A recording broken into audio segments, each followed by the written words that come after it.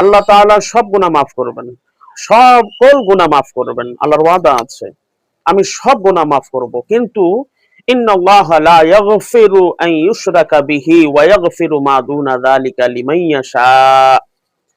নিশ্চয়ই আমি আল্লাহ সব গুনাহ মাফ করব, কিন্তু আমার প্রতি যারা শিরিক করেছে তাদের ব্যতীত আমি সবাইকে মাফ করব।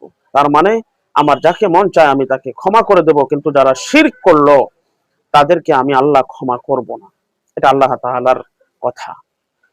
তাহলে শিরক এমন একটা মারাত্মক গুনাহ যে আল্লাহ তাআলার উপরে জুলুম করা। যারা শিরিক করলো, আল্লাহর সঙ্গে কাউকে সমকক্ষ বানালো, সে আল্লাহর প্রতি সে জুলুম করলো, এটা আল্লাহ বরদাস্ত করবে না, এটা ক্ষমা হবে না। তারা বিনা হিসাবে জাহান্নামে যাবে যারা শিরক করবে।